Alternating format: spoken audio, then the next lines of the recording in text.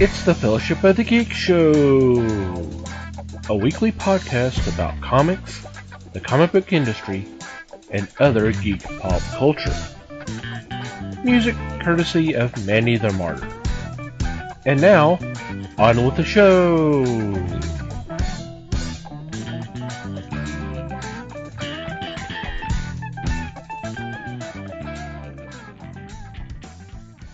Hey there, everybody. This is the Fellowship of the Geeks podcast. My name is Thomas Chick, and joining me for this episode is Mike Marlowe. Hey, gang. Les Webster. Hello, all. And Liz Newman. Hello, everybody. How are you guys doing? If we were in half a good as mood as it sounds like you're in, we'd be doing great. I'm just trying to pump y'all up so we have a great episode. Okay. And it goes down. We're going to pump you up. You up. And fuck me. So, okay.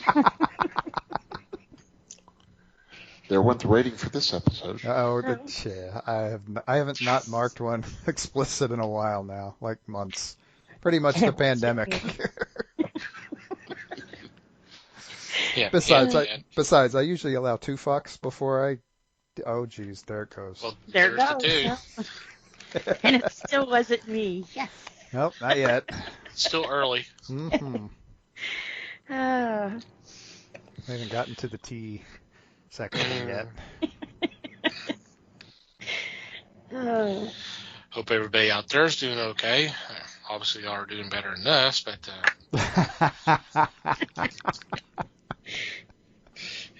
so what's been going on in your corner of the galaxy? oh, man. I think I just went blank. Nail it down, people. I don't know what I did last week. Oh, I did watch. There it goes again. That train left the station. It did. The ADD is strong with this one. Well, I got to think that comic that you mentioned. I was looking and my mind just went blank. So, what did I watch that was good? Invincible. Les has mentioned it a few times to me, and he was really good about not spoiling it, so I won't either. But man, oh my God. Phil had asked me because I started with episode 1 and I couldn't stop. I binged the whole thing. So I'm glad I started when they finally finished it up. But Phil asked me if he would like it. And I said, well, he likes The Boys. And I said, you know, if you compare Invincible to The Boys, it makes The Boys look like freaking Disneyland. I mean, this show was gruesome. I mean, I think that's what pulled me in because it was like, what the fuck? They can't do, they just did that. And it is kind of cool to get now, although it is Robert Kirkman, I haven't read this one yet, so I'm definitely going to pull the comics for this because it's an interesting story. His dad is a superhero from Viltrum, and he, so he's half Viltrum and half human, and he doesn't come into his powers until he's like 17, 18. So part of is kind of seeing how can you imagine being a teenager and finding out you can fly and fucking kill someone? It's a lot of responsibility. So it's pretty cool how this all played out, and the story is amazing. I mean, it really pulls you in and keeps you there. I can't really even say there was an episode that was like, meh, because once the action starts, it just goes all the way to even the end was like, God dang. So if you're not turned off by gruesome, it's an awesome show. I'm glad I took your recommendation on that, Les, because that was really good. Thank you. Yep. I was pretty shocked. Not shocked it was good, but shocked at the story. There was one part in the movie or in the show that I guess it was the last episode. Remember when I was telling you guys about Bunny Man? And the way that Bunny Man started, almost every movie was him in a bus and he slaughters like 30 kids. One scene has nothing on that. I mean, absolutely nothing on that. Once again, it looked like the Easter Bunny walked on a school bus. So it was really, wow. If you get a chance, it's on Amazon.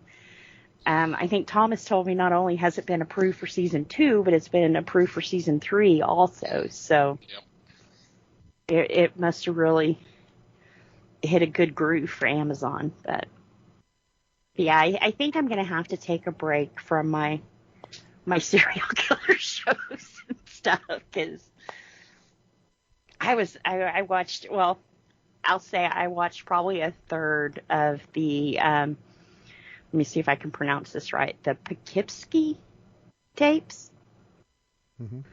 They put a guy, lethal injection, killed him, and they go into this place after, I'm assuming he was already dead when they found these tapes, but there's like thousands upon thousands of tapes of like torture and murder and kidnapping, and I only made it to probably through the first scene where, you know, because these are tapes, you're actually seeing some of this stuff as he actually saw it.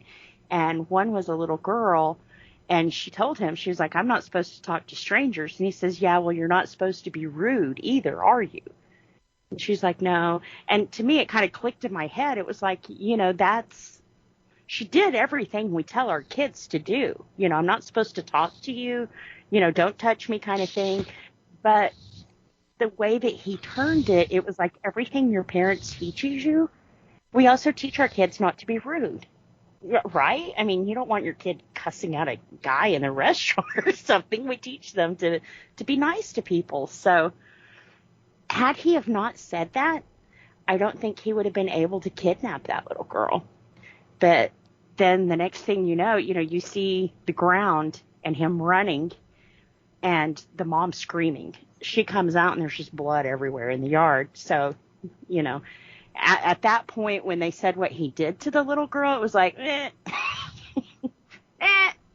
little too out there for me. Found your limits, huh? Yeah. Which when he first started talking to her, that was when I first started getting like, I don't think I can watch that. You know, there's a lot of good TV shows that I will walk out on because I can't handle that kind of thing. So, yeah. So if you have the stomach, you know, it's kind of neat the way they're doing these documentaries now because, like I said, with that one, you kind of get to see firsthand how he did things, you know, and how someone can, I don't want to say trick, but I don't know another word for it, but can kind of trick you into putting your safety down and then bam, you're dead. So, but yeah. No, other than that, I just haven't really been doing a lot, you know. Just hanging out and grossing yourself out with TV shows. Yeah. Something to live for. Uh-huh. There's a couple that I've just been like, 30 Pieces of Silver. I heard that one was really good too. I only got through the first 10 minutes and was like, nah, can't do it. Tried to watch Game of Thrones again. The first episode, I was like, nah, can't do it. And I like those kind of, well, you know, medieval dragons and that kind of thing. Hey, that's right up my alley, but you start throwing gross stuff in and you lose me, you know? Really? Yeah. You could slaughter a bus full of kids and I'm with you, but... Wait a minute, what? I was gonna say all that shit Tim Burton's done in movies, and that's what's getting you out. That's right. Funny. But Tim Burton's never been like gross with his horror, you know? It's always been a kind of bubblegum horror, you know? It's scary in a cute way, but it's not really scary. Scary in a cute way. Yeah, like Jack Skellington. He's supposed to be scary, but he's cute. So, you know. Corpse's Bride, same thing. She was cute. Yeah, I like his style. Necrophilia is okay, apparently, but Yeah. anyway. No. He chose the living girl. That was his plan from the very beginning, was to go to the living girl. And he did. He married the real girl at the end, and the Corpse's Bride, she got her revenge on the guy who left her at the altar. Mm-hmm. So, yeah. And then, of course, I watched the movie for tonight, and we'll get into that in a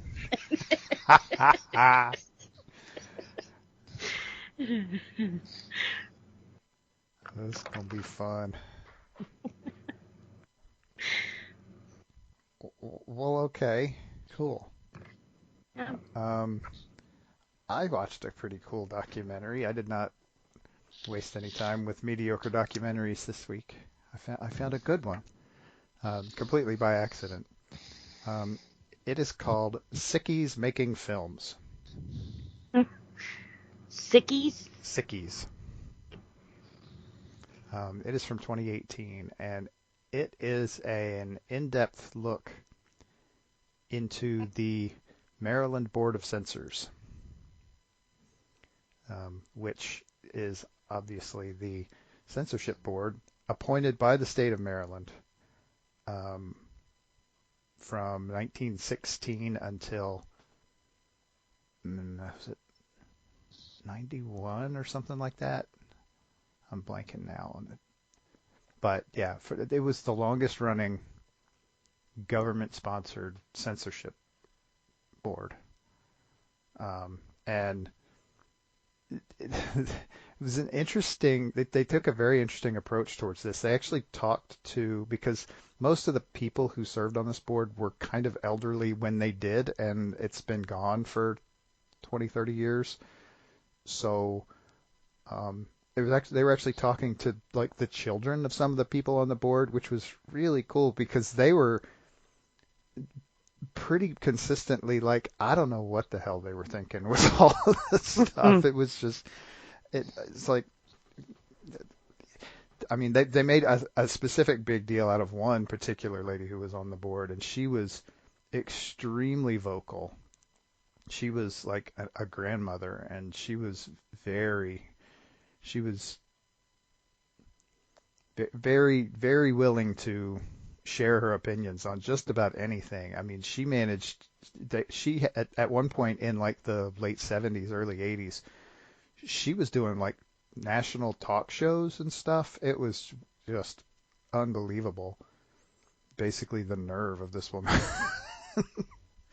And so yeah, and that was she was there when the whole thing when the state government finally decided, okay, we're gonna stop funding this now because this is pretty stupid. But of course, it takes quite literally an act of Congress to shut something like that down once it's going. But yeah, and in addition, I mean, not surprisingly, the other fun interview, because my God, I do not watch John Waters movies very much. I've seen a few that were good, and most of them I just have no interest in whatsoever. But damn, is he a good interview. He is an amazing interview. In any documentary I've ever seen him in, he is just a shining light in that documentary. He is awesome. He's got some really interesting ideas in terms of the kind of movies he makes, but stuff that goes way beyond my sense of taste. But hey, more power to him. I honor him for pushing the envelope as much as he did, and he, not surprisingly, went toe-to-toe with the Maryland Board of Censors for the first 20 years of his career. Mostly, basically, just trying to piss them off. And you got to respect that to a point, for sure. But the documentary was really well put together. It was really good, very informative, very entertaining, and it is on Tubi. Tubi, huh? Yep. There's a lot of stuff on Tubi. Mhm. I'm finding that it's not all good stuff necessarily, but there's a lot of stuff. There's enough stuff that if you can sift through the crap, there are some gems in there, and this is one of them. Cool. I like it. Sounds good. Mm-hmm. Yep. Very informative. For me, my trek into Movieville was first the new movie called The Mitchells versus the Machines. This came out just recently. It's an animated film. It is essentially for all ages. It's PG. And you have quite an array of voice actors. You have Danny McBride, Maya Rudolph, Chrissy Teigen, John Legend, Blake Griffin, Conan O'Brien, and it goes on and on. About a young girl who is kind of an outcast in school. She is going to go to college and be with her kind in film school. Dad decides to cancel her plane reservation and make it a trip across country, taking his wife, daughter, and son. And in the meantime, this is the rising of the machines. And they start taking over. So to me, it's fun to watch. It's got touching parts in it. Yet, I think it's something that is watchable for all ages. There's a lot of comedy in it, but some of the situations are too funny.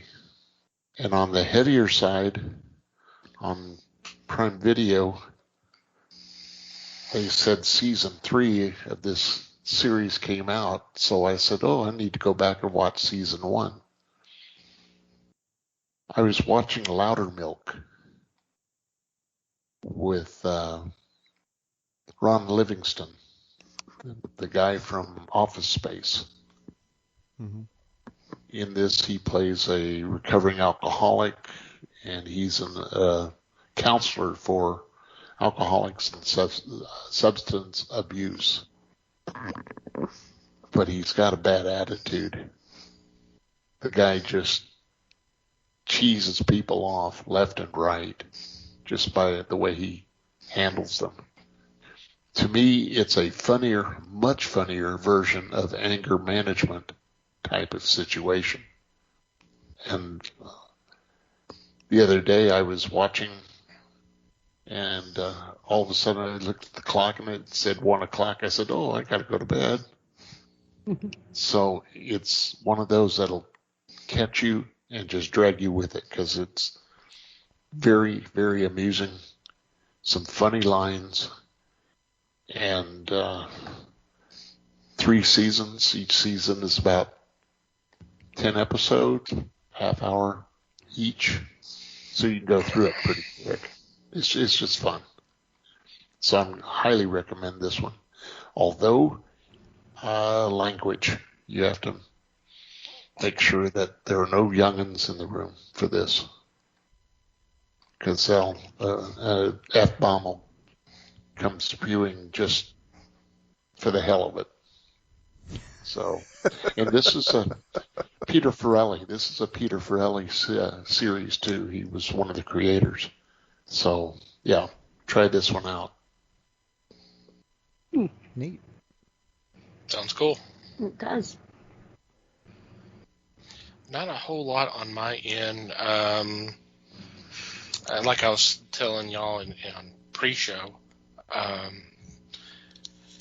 have issues with sleeping, so I've been up during the middle of the night and just kind of trying to find something on. And one of the channels that I kind of follow on Vaughn TV happened to be streaming the old Rocky and Bullwinkle cartoons, and they were showing them in chronological order, so which was kind of cool. But the thing is just I remember seeing some of these back when I was younger, but now it just seems like it hits me a little different, and I'm actually appreciating the jokes, and I'm actually catching myself laughing at them, which is something I really didn't do when I was, I watched it as a kid, but I don't remember laughing at some of the things that were happening. But just to watch those stories, and then the Dudley Do-Rights, and then the Fractured Fairy Tales, and Aesop and Son, and Peabody and Sherman, which I never thought about it until I guess it was pointed out to me or something, but that Sherman was basically Peabody's pet. That's kind of the way that's how it was described. And I'm like, okay, I never saw it that way. I mean, he was obviously the sidekick, but I never really thought of him as a pet to Peabody. And I'm like, I don't know, but that's kind of an interesting look at it. But it was fun kind of watch those. And this is I believe it was the same channel that spent the weekend showing the old Star Trek animated series, which it's been a while since I've seen those, and I forgot how great some of those stories were, because a lot of the writers of those tales were writers from the original series. Yeah, some of those were better than the third season, that's for sure. Oh God, yes. It's kind of damning with faint praise, but It seems weird too. It's a lot of the same writers, but yeah, I don't know. Well, I mean, it kind of helps when it's a cartoon. You don't have to worry about doing certain special effects, and I'm sure they had to think about that when they wrote the stories. Like, how is this going to be? How can we actually execute this as a live action sequence? In some of the cases, it wasn't going to be an issue. But yeah, you're right. Mm-hmm. So very cool. Yeah, it was fun to watch those again. And it's and I did a little research on that because I knew that Walter Koenig was not on there, and it was basically because of finances. Yeah, they did those shows very much on the cheap. Yeah. And from what I read, they almost didn't bring in George Takei and Nichelle Nichols. And Leonard Nimoy says, hang on a second. I'm not going to do this unless they're on here. And it was brought to the higher ups' attention. It's like, the show has always been about kind of diversity and making a statement, and yet y'all want to turn around and not include the two persons of color of the cast on this show. Like, oh, okay, yeah, you're right. You're right. Mm-hmm. Oh yeah, Nimoy didn't play around. No. He nice had his principles, and he stuck to them his whole life. Yeah. Well, and it was talking about the fact that he knew that obviously they had not done as well as he had since the show went off the air, or they stopped airing. So he was trying to help them out. Sure. And that's just what a awesome guy he was. Mm-hmm. So. Also kind of amazing how much they used Jimmy Doohan in that show. I mean, God, he basically he did the voice of Scotty and pretty much everybody else that wasn't one of the main cast members. Mhm. He was doing voices, multiple voices a week, every week, different voices every week. Yeah, Yeah. exactly. All right, before we get into this week's discussion, I want to point out that we do have a Discord that y'all are more than welcome to come join. We've had it running up. It's going to be a year here in the not too distant future. We post news items every day. Post stuff for discussion, some videos. I mean, everybody does a little something, and of course something, memes and that kind of thing. So, Discord is free to join. The app is free. And if you're interested, we do have an invite on our homepage, www.thefellowshipofthegeeks.net, and come join us. It's usually we have a lot of fun on there. So We amuse ourselves, yes. yes, We do. All right, we are wrapping up Sci-Fi Month this week, and I know everybody else is going, thank Christ. And with this, we are wrapping up with the 1981 film that was co-written, produced, and directed by Terry Gilliam of Monty Python fame, Time Bandits. And I want to hear what Liz has to say. Oh, man. Well, you shouldn't have said anything, Liz. Now it's time to nail everything down, because here it comes. Yes. Now here comes the soapbox. Did you see Stephen McQueen in this one? I didn't. Oh, okay. Oh no, she even on the Discord, she checked with us to make sure she was watching the right movie. Well, when it first came on and the little dwarves came out, it was like, this can't be right. This cannot be right. So that's why I had to ask, and then I found out, yeah, that's the right thing. I didn't like this one. Honest to God, when the movie was over, I looked at the computer and was like, what the fuck? There's my first one. That is No, not I think your that's first your one. third. But yeah. Third, fourth, yeah. I didn't know where it was going sometimes, and I really don't know what to say about this movie. The ending was whacked. I mean, his parents fry, and everybody's standing there like, oh well, Right, and then the fire truck drives away. Right. Yeah, no cops, no nothing. You're on your own, kid. So.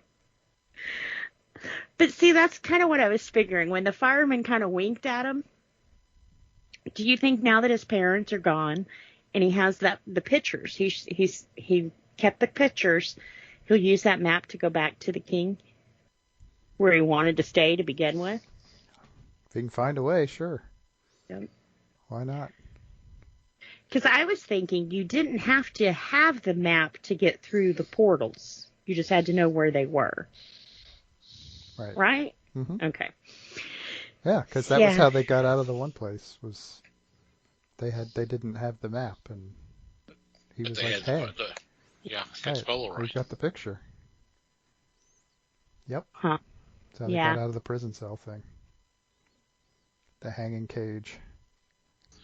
Yeah, that's just kind of weird. Let me ask you a question real quick, Liz.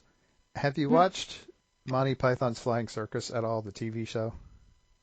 I think I did. Didn't we do a show on that? Probably. No one else? Yeah. Yeah. Pretty sure we did. I think so. Okay. Because the thing you have to remember is, I mean, while Terry Gilliam was not necessarily a huge writer for the TV series, the other guy who wrote this movie, Michael Palin, was. And so anything you run into in this movie that has that weird, maybe not quite going anywhere sort of feel Yeah. is probably attributable to Palin. Because Okay. he was one of the guys, because they used to do that all the time on that show. They would write a sketch and they would just not bother to write an ending for it. And they would either just make up something on the fly, or they would just say, "No, we're just going to have somebody come in and interrupt the sketch, and it'll be over." Hmm. And so I think, and this is actually not that far removed. I mean, this was 81. The series ended in 74. They had already done 2 movies by this time with Monty Python. So Yeah. that's where you're going to get some of that. Vibe. Let's put it this. Let me put it this way: the lack of continuity is probably intentional, a lot of times. Yeah. Well, some of it just seemed like it shouldn't have been there. You know? Like the whole Titanic thing, and I mean, that some of was it hilarious. Come on. It's just some of it drug out a little bit longer than it should have, and it shouldn't have been there. You know? I did laugh, especially with Pig Boy and, that kind of thing. But Right, just you the even way got it animal ended, it was humor. like, What more could you want from this movie? It gave you a Really? disaster. It gave you Robin Hood. It gave you the Titanic. It gave you a Pig Boy. Come on they now. blew up the dog. What the hell? So I was saying, no, not the dog, not the dog, not the dog. And what they did And- to that and the poor people- Minotaur was just terrible too, wasn't it? Yeah, that was. I was trying to figure out if that was like an actual costume for a Minotaur, or if that was supposed to be a warrior guy who cut off a bull head and And was wearing it as a helmet. They Yeah. were intentionally unclear on that, weren't they? they were. They didn't even we didn't see how he got the head off, just that he did. Right. He gets the head off, and when he's walking away, the corpse is in the background, and it's angled so that you can't see where the head was. Yeah. So to see if there's still like a human head there. So it was was- kind of like, It was very intentional. There's a lot of very intentional stuff in this movie, I think, and and then the way they played up the queen hating him, I expected more there, and she never did anything. So it was kind of like, okay. that was an interesting twist, for sure. Well, whether you would, not necessarily that kind of twist, but yeah, that was an interesting little personality quirk, for Yeah. sure. But That was a little although bit of story along the way. I think it was thrown in there so when they came and got the boy and blindfolded him, you made it think that the queen was going to kill him. So maybe that's why they played up how much he. Right. There's any Take- number of things that you could, because they don't tell you.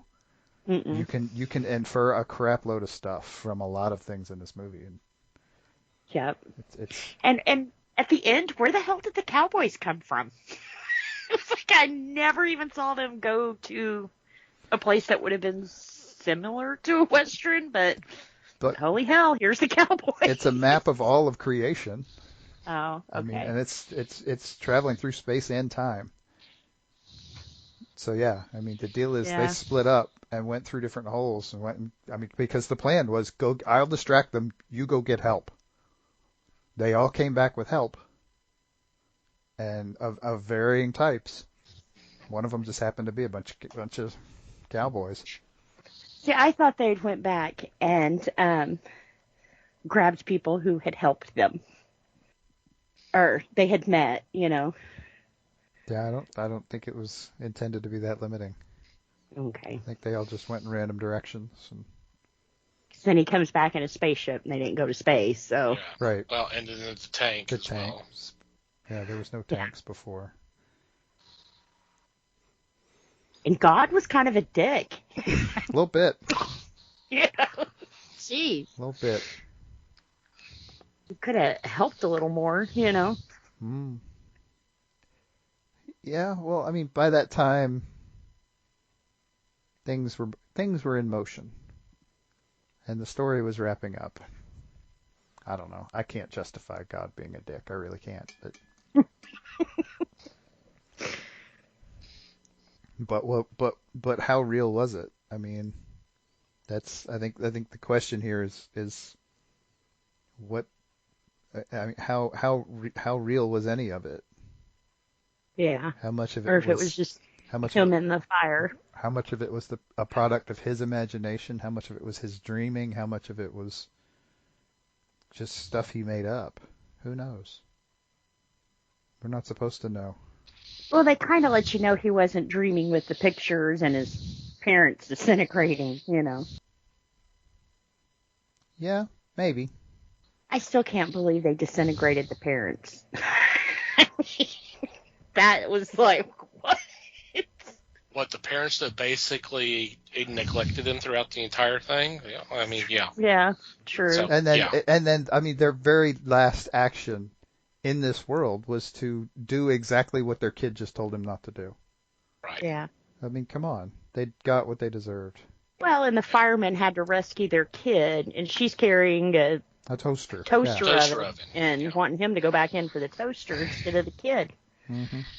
So, yeah, but I wish they would have followed that up with something. You know? And he lived happily ever after with the king. You know? Well, wow. I Something. mean, well, and how realistic is that though? That's again, we're bending reality quite a bit here. Yeah. I mean, at what point does this stop being fantasy? Well, if I was him, I would have found a way to go back to the king. Oh, hell yeah. No doubt about He it. was finally loved by a parent, you know. Hmm. Yeah, and he didn't even think twice about, nope, I'm staying here, screw my friend. I mean, he fought when they were trying to pull him out of there. He was fighting them. I mean, he was punching. Yeah. Get off me! So, Leave me no. alone! I'm staying here. Hell with you! Help me, help me. Right. And I can't believe the king was like, oh, ha, ha, ha, ha, ha. I mean, I invited a clown to a party and my kid freaked out. I didn't make him go touch the clown, you know. We made the clown leave. I think we just got a title. I think that's got to be the 7th or 8th so far. I don't know. We got lots of doozies in this one already. Yeah, this one So you like this one? wasn't the best. Seems like a love-hate thing, honestly. Yeah. And I can't say that it was slow to start because it almost started immediately, Oh, you yeah. know. So It was pretty action-packed, really. There were a few slow moments, but not many. Right. yeah. Yep. I mean, not gonna lie, I like this movie a lot. And it's perfectly okay that Liz doesn't. That's fine. Everybody has different tastes. She didn't like the Kentucky Fried movie either, and she was wrong about that one too. So it's all good. But yeah, I mean, obviously, I come at it from the Monty Python direction, or I originally did anyway. And not gonna lie, when I first saw this movie, it was not when it first came out. It was several years later. But yeah, I wasn't thrilled about it at first either. On my first viewing of this movie, I kind of didn't get it. I've had to watch it several times to kind of appreciate the little things that are in it. The deal is that this is a very detailed movie. There's a lot of little bitty things that, I mean, may not make everything make sense, but at least it makes it semi-realistic, even though it's just a very kind of reality, like I said, reality-bending movie. There's a lot of little things that make a lot of sense if you think about them. And you're not necessarily going to catch them all in the first go, and that's fine. It's like I said, it's the kind of movie that it bears watching more than once for sure, because it's one of those movies that you will pick up little subtle things every time. You'll see something different every time you watch this. And yeah, the ending is very weird, no doubt about it. Not gonna lie, totally. I mean, but why? I mean, I'm not watching a movie for the ending necessarily, anyway. So it's a hell of a journey for sure. What? I know, right? What would be the point of watching a movie if you're only watching it for the ending? Oh, 'cause you got to get there. It kind of Either just fast forward to the ending if that's what you want to completes see. the movie. Well, that's what I'm saying is that it's a journey, and this movie has a very interesting and disjointed journey. You're going a lot of very different, very weird places. I mean, Yeah. you're hanging out with Napoleon, and you're sinking on the Titanic, and I'm hoping at this point that the 40-year-old movie, this is not spoiler territory, but Who was the king? Who was that supposed to be? the king that was adopting Kevin, Mm-hmm. I believe he's credited as Agamemnon. Okay. Yeah. Whether that's intended to be the actual Agamemnon, I'm not sure that name appeared in the credits in the film, but everywhere else I've seen it, names him Agamemnon. Agamemnon. I was going to say, that was Sean Connery. What the hell are you talking about? How do you not know who that is? Have you never heard of Sean Connery? Come on. We've talked about Bond movies here. Yeah, I knew who he was, just not who he was. And I didn't get the boat. So normally an ogre lived on the giant's head in a boat with his wife? Yes. Huh. Okay, and We're supposed to answer it that easily. What the hell? What did they call it? There was a name for where they were. There's the Land of Legend or something like that. What was it? I'm blanking on it now. Yeah, I am too. The Time of Legends. Yeah. So yeah, I mean, it was intended that nothing was going to seem realistic there. So yeah. An ogre with a bad back, with Katherine Hellman as his wife, living on a ship, which is the hat for a giant. Now, Katherine Hellman, you said? Uh-huh. Mm-hmm. Was that Who's the Boss? Angelica's mom? Yep. Yep. Okay. Yep. Sure was. I thought so, but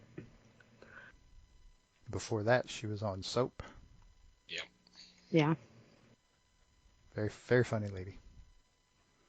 And later, she was in Gilliam's Brazil. Yeah, his next movie. Mm. I haven't seen that in a while. That's another one. That's another one Liz won't like. True. You mentioned that, and I'm looking at Wikipedia here, and I had not really thought about this, but both those two films, and then The Adventures of Baron Munchausen, is what Gilliam refers to as his trilogy of imagination. Mm-hmm. And the focus is attempts to escape struggles through imagination, where Time Bandits obviously focus on Kevin as a kid, and then Brazil. And since I hadn't seen the movie, I'm not sure who the main character was, but it was an adult. I forget his name, but it's Jonathan Pryce plays the main character. And then Munchausen as a senior citizen. Mm-hmm. The Baron himself. Which I love Baron Munchausen. That's another. Yeah. I mean, if Liz doesn't like this one, she's not gonna like. Yeah, she's not gonna like the other two. But Munchausen was. I like that one too. The thing is it's weird, but it's such a unique visually. And it's just, I can't stop looking at it. Well, it's just such a kind of a crazy idea. Yeah. Also, and then they make it look so cool. I mean, did you notice the castle at the end when they were when Kevin was running around? They were chasing him. Did you notice? Did you see the thing that was going on there with the building itself? Mm-hmm. not remembering right now. There were huge, like bigger than Kevin-sized Legos laying around. Oh wow. Huh. The I place didn't was see built that. essentially out of Legos. Yeah, it's just that kind of weird little detail that I mean, I never noticed that before I watched it this time either, honestly. But holy crap, that's cool. Yeah. See, I didn't know about the Monty Python connection, or I may have understood this one a little better. And you got to be careful with that because you get the Monty Python thing in your head and you'll start assuming that this is a comedy. This is not a comedy. It's not. It's Yeah. got some funny moments, Yeah. like the Lego thing, but it's not a comedy. It's a very serious movie, and it's actually, I mean, this kid's in real danger most of the time, and he's running around with these little people who don't give a shit about him, other than they eventually learn to like him because he's honestly smarter than they are. Yeah. He's got some serious cleverness going. I mean, he's the one who figured out to inject the giant skull with the sleeping potion. Yeah. And where the way out of hell was. Uh-huh. See, and I didn't understand the guys in hell. Plastic bags on you are scary now with rubber hoses. I mean, Funny story. Funny story. I actually watched this with Leslie. I had Leslie watch it with me this time, and she said the same thing. I mean, I didn't get that part at all. It was just a look. I don't know that there's any real significance to the fact that it was plastic bags, other than that's what they had, and so they used it. And it certainly presented a weird look, didn't it? Yeah. I think that's all they Although were the going things for. that came out later was a lot more scarier, and the things that you expect to see in hell than what his best minions were. Uh-huh. Yeah, some of the crap he did. Oh man, that whole thing with like you mentioned the Cowboys. That whole thing with how he got rid of the Cowboys. That was a hell of a visual. Yeah, that was. That kind of reminded me of Beetlejuice. I don't know why. Honestly, the thing I started thinking of when I saw it was Alien. So yeah, I mean Something popping out of his head. that kind of weird stuff. Just the way it looked. Yeah. Yeah, you're getting into some pretty psycho looking stuff. Either way. But yeah. And boy, I mean, not that I needed any convincing, but if ever there was a role that's going to showcase David Warner, holy cow. That dude is just good. And he was perfect for this. Which one was David Warner? He was the evil one. Evil. Okay. I don't know who could have done that better. I can't think of anybody because I mean, just whatever he does is just great. And he always plays a great bad guy. Mm-hmm. So, Les, your thoughts?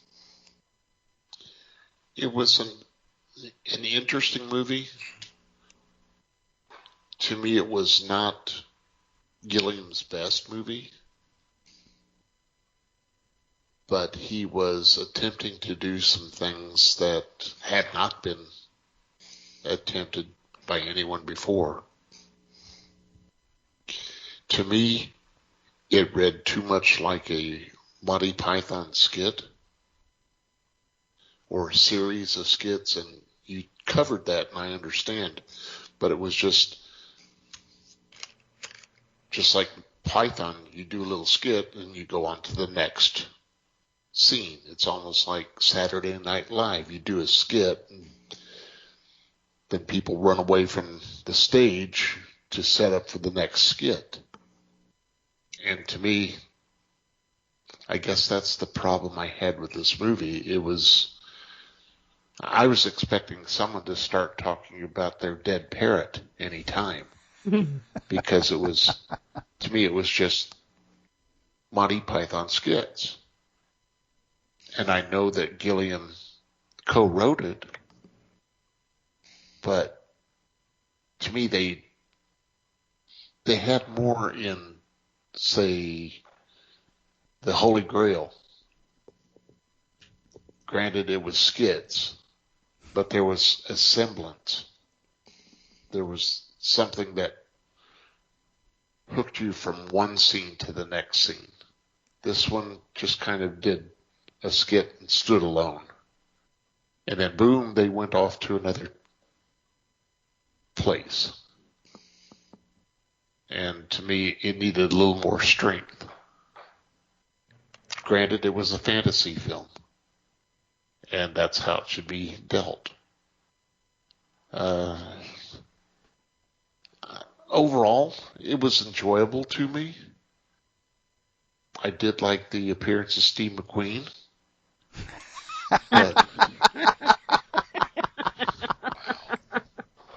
But I felt, to me, it could have been a little bit stronger. Overall, I would say watch it. Sit down and watch it because it's available. And nothing in there to me was uproariously funny. Anything that was done was not one of those that I would claim as a knee slapper. But it was fun. It was good entertainment for a couple of hours. I would try to find another one of his movies to take in and try that. Am I alone? No, not necessarily. No. I'm actually sitting here trying to think of which. I mean, if you're going to start with a Gilliam movie, which one would you start with? Yeah. I mean, they're so weird and varied. There's no, you can't bank on any continuity between them. So I mean, you're going to get some variation on weird anywhere you go, really. So I'm just kind of not sure where to start. I mean, okay, are you talking? The cheap and easy answer would be The Fisher King, because that's the one that won a lot of awards. Yeah. Personally, it would probably be The Imaginarium. I haven't seen that one. I enjoyed that one. I thought that was a really strong movie. The Imaginarium of Dr. Parnassus. Mm-hmm. I'll have to check that out. That was a good, solid movie from start to finish, and did not do Monty Python skits. I mean, if you're looking for something he wrote, I would go back. Okay, the reason I ask about the position is, are you looking at Monty Python movies, or are you looking at something that goes past that? And although they had the skit situation in Time Bandits, it still was not a Monty Python movie. It wasn't, and now for something completely different, or Holy Grail or something. Well, I mean, 2 years after they did Time Bandits, they did The Meaning of Life, which is another skit movie. Yeah. Well, they did Jabberwocky. Gilliam did Jabberwocky back in 77. Yeah, it was a movie before Time Bandits, yeah. So, but if you look, to me, the best one was Imaginarium. Yeah, and I highly recommend that one. I'll have to check that one out, because I have seen most of his movies. I have not seen that one. If you really want to get crazy, another fun one is Fear and Loathing in Las Vegas. Now, I will admit, I first watched this movie. I was homesick from work the day I watched this movie, and I was pretty high on cough medicine. And so which helps watching that movie. it Yeah. makes that movie make a little bit more sense. I mean, I'm not going to say go watch this movie high, but I think it had a role in my appreciation of it for sure, because I think a lot of people did not like that movie, but I did, and it is definitely not a Monty Python movie. No. 12 Monkeys is another popular one, but also a good movie. Very, very, very weird, and again with the time travel thing. But Gilliam touches on time travel a lot for some reason, and I still like his movies. I don't know what that's all about. How about you, Thomas? I would say at least watch it once. Yeah. And yeah, some of it's going to go over your head probably if you're not expecting it to be a little bit out there. But I think it's worth watching. I mean, I like the film. I mean, I like it visually. It's very unexpected. A lot of stuff that's unexpected and it's kind of out there, but that's what you kind of get with a Gilliam movie or a Gilliam story. So I don't have a problem. And I like the cast. There's a lot of good people in this film. Oh man. I mean, the cast is pretty impressive. Mm-hmm. Absolutely. And just about anything with David Warner, I'm going to recommend anyway. So pretty much, yeah. It's going to have to be a horrible movie for me to say not watch it, because you need to watch it just for him. No argument here. And you got to watch it for John Cleese as Robin Hood. That's kind of funny.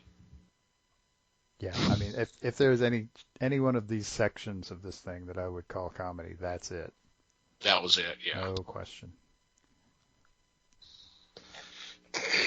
Maybe even a little too much so, but well, his take on the character was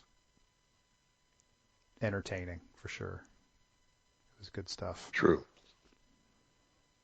And we also get to see what R2-D2 looks like. Yep. Kenny Baker is in this movie. Kenny Baker, Not Jack Purvis. Not in a trash can. That's right. Yep. Kenny Baker cool. and Jack Purvis is who were in all three of the original Star Wars films. So, yeah. I'm sure some of the others were, too. But obviously, Kenny Baker and Jack Purvis is usually right up there listed as well in all those films. So, yeah. Yeah, I'm sure he was happy to get a role to where you can actually see him and he actually has lines of dialogue. Right, he gets to say words. Yeah. I will also say that I think he was probably overlooked a bit in this role, but David Rappaport I thought did a really good job of playing a really borderline unlikable character. Yeah. In Randall, I think he was just the right balance of bullying and loyal that I liked his performance in this movie. I think he was a little bit underrated in general. So, yep, there you go. Time Bandits. Any final thoughts before we take a break? Split right down the middle as usual. Yeah, about right. That's all right. That Take it in. That makes it interesting. I'm going to say watch it. Yeah. I'd still say watch it. Yeah. You be the judge. You watch it and see what you think. Right. Then come on our Discord and tell us what you think. There you go.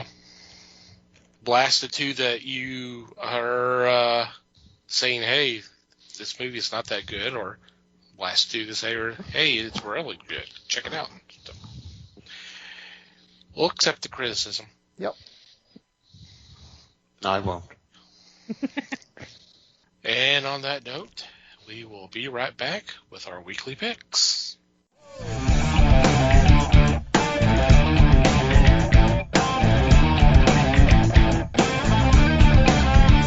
And we're back. It's time for our weekly picks, and leading off is Mike.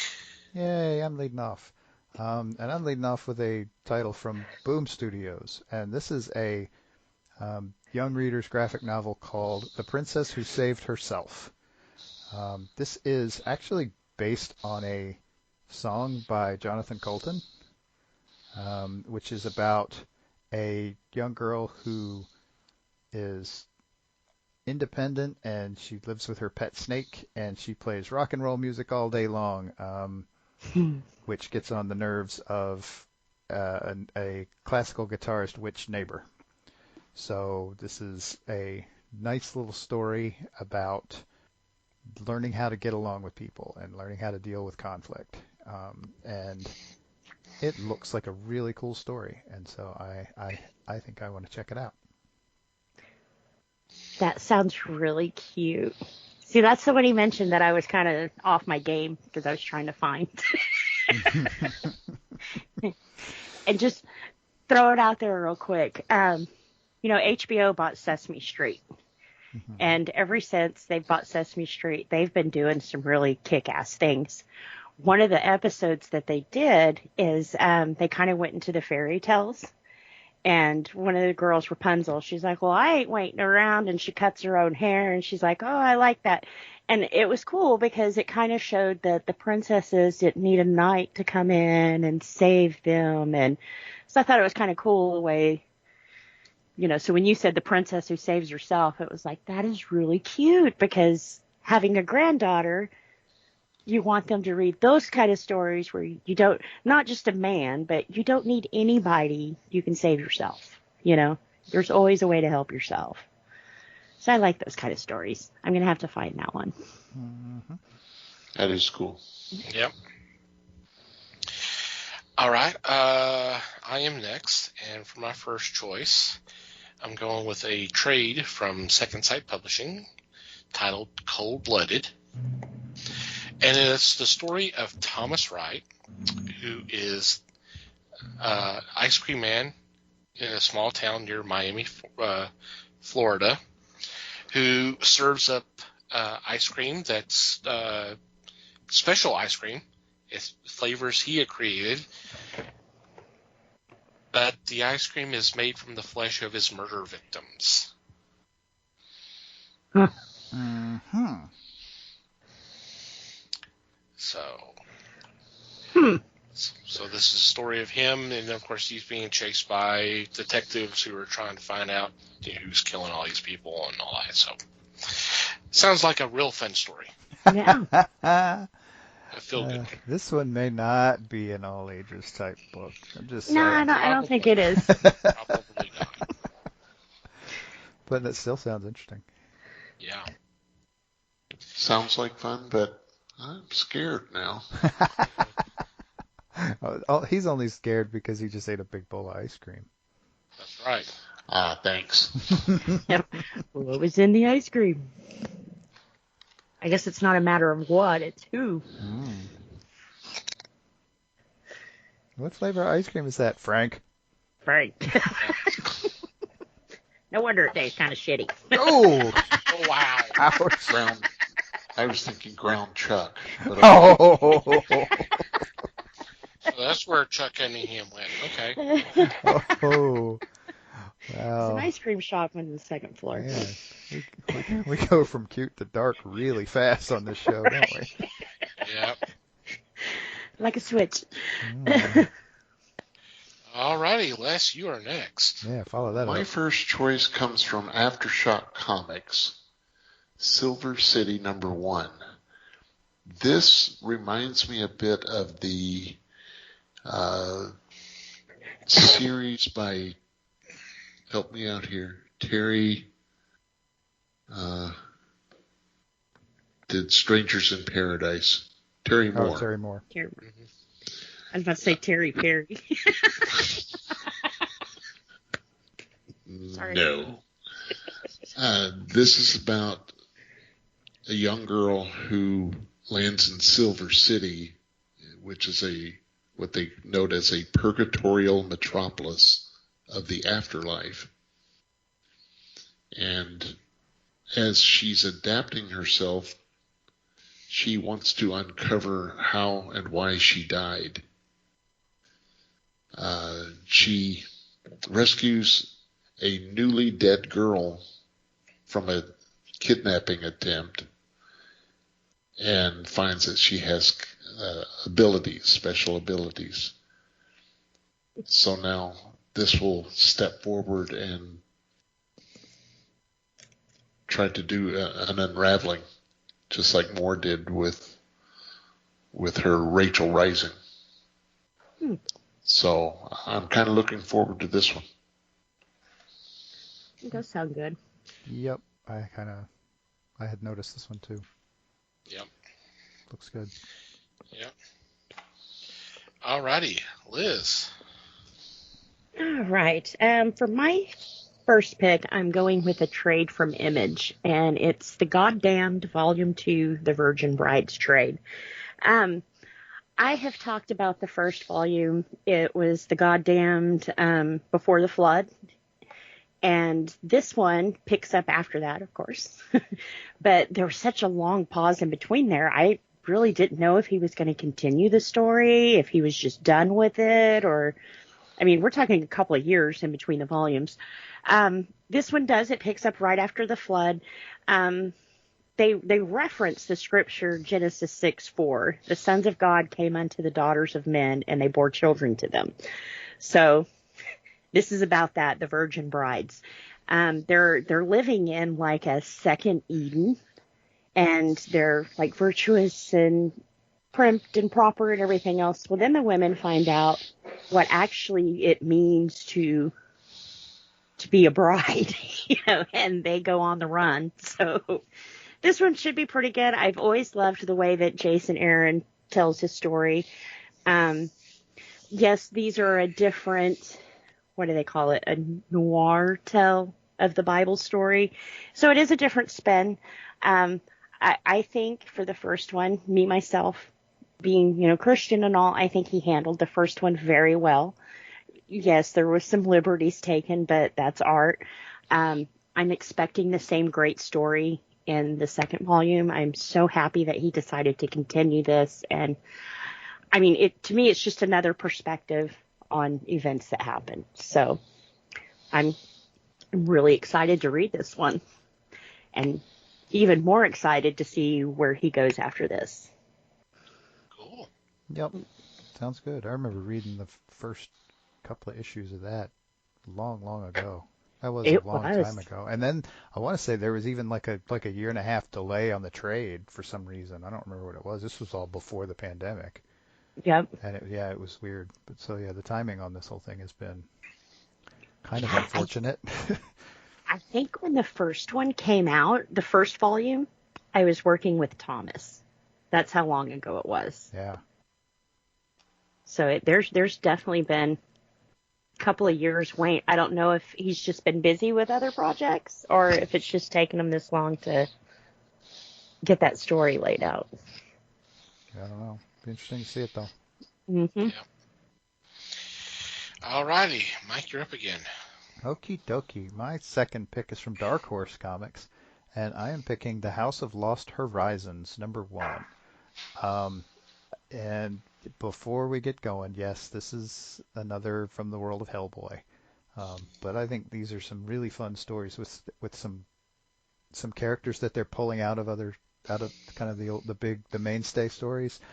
So this story's starring Sarah Jewell, who was a paranormal investigator from a couple of the Witchfinder books. So she's getting her own series here, and she and her associate Marie-Therese are on a private island on a weekend trip, and they get basically stuck in this house by a storm, and people start dying, and so they have to find the murderer before everybody dies. So I think this is going to be a fun little murder mystery type thing with obviously some supernatural twist to it. Should be fun. Yep. Sounds good. I like it. Yeah, this was on my radar as well. So, yeah, should be interesting to read. I am next, and for my second choice, it also comes from Second Sight Publishing, is a new series called Blood, Skulls, and Chrome. And it focuses on this motorcycle club called the Steel Knights, they're based out of Texas, so hey, somewhat local ties. Lost a deal to a rival motorcycle gang with the Mexican cartel, and not only is that bad, but apparently the cartel's liaison winds up being murdered by some of the members of Steel Knights. So everything goes to hell after this. So Good. yeah, this looks like it might be a pretty good one. Didn't happen in Waco, did it? No. It just says Texas based. Ow. I don't know. Had to ask. No, you really didn't have to. Oh. Would I really be Liz if I didn't? Probably not. We would be wondering, who is this person and where is Liz? Yeah. Biker story and Liz didn't say nothing? Sounds like fun, though. Yeah, it does. Alrighty, Les. My second choice is The Batman and Scooby-Doo Mysteries, #2. I read the first issue and thoroughly enjoyed it because it took me back to the early days of Detective Comics, where it was a one-and-done story and there was a mystery to solve. When Batman is joining Scooby-Doo and his crew, it's similar in that vein. You have the cartoon versions of the crew and Batman. So in this one, they are trying to locate a ghost that's haunting the Batcave. Question is it one of the enemies of Batman that has now figured out who is or what his identity is, or is it some haphazard person that came across an idea here? So I like the first one. This is the second in 12 issues. I'll be there for this one too. Cool. Nice. Neat. Yeah. Different concept. Yeah. Alrighty, Liz. All right. For my second pick, this is a story I've talked about quite a bit, and it's Canto. Canto? Kanto. Yeah. Yep. This is, I want to say the third in this series, but it's only a 3 issues, so it's a mini series. I think this is going to bridge us over to the next storyline, but this one he's actually trying to get giants to help him, with his, I don't know how to say what his problem is without spoiling the first series if you haven't read this, but he's trying to get them on his side. And so in order to do this, they set him out on a special mission where there's like this labyrinth maze outside of the town, and he's got to go and fight one of the little, well, it's not little, but like the mentor like dude out there. I'm not sure what, they haven't showed us what exactly is out there, but he's got to bring its horn back to them in order for them to trust him and help him. This is the second one. I missed telling you guys about the first one.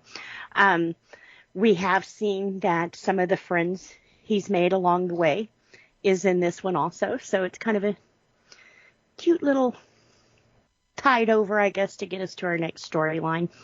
I'm really glad this took off. I think A Little Clockwork Hero is just darling. I mean, you don't see it too often in comics, so it's been really good.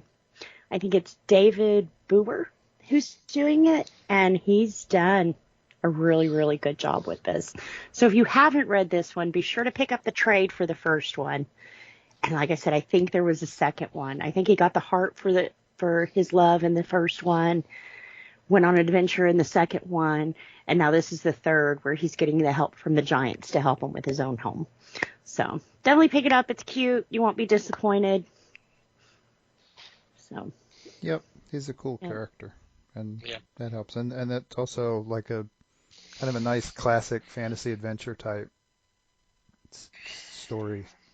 Yeah. Which is fun. And I've noticed in this one they're not calling it Canto 3.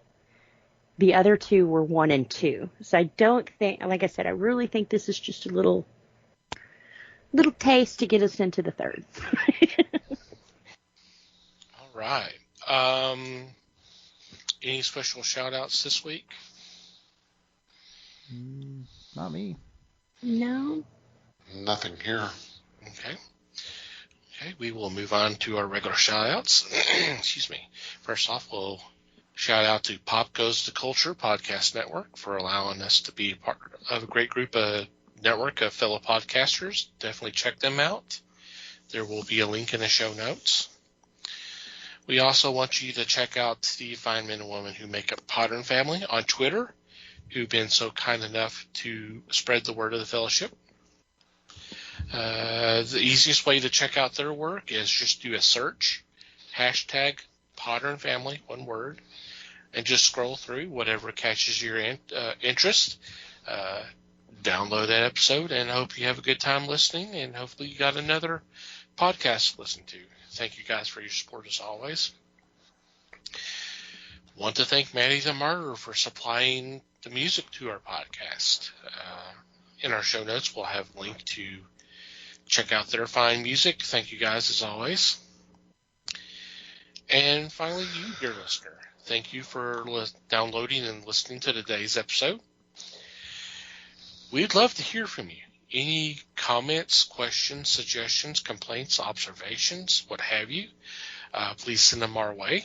And there are several ways you can reach out to us. Our email address is email@thefellowshipofthegeeks.net.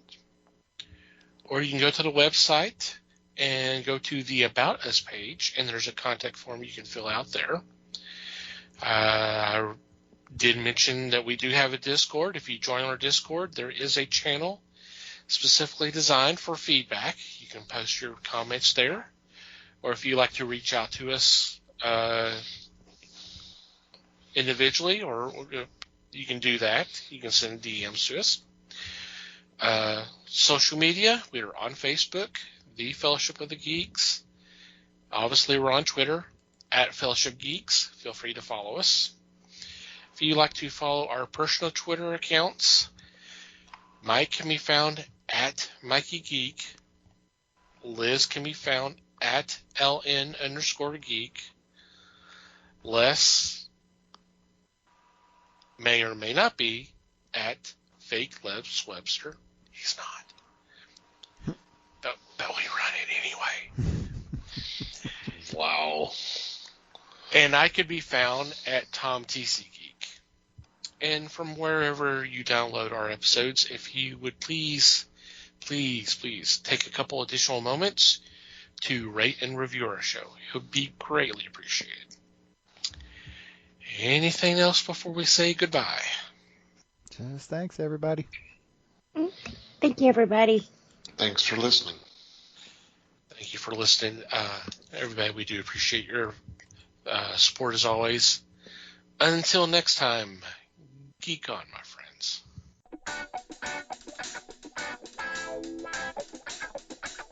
We thank you for listening to the show. Comments, suggestions, and questions can be sent to email@thefellowshipofthegeeks.net. You can follow us on Facebook at The Fellowship of the Geeks and on Twitter at Fellowship Geeks. Until next time,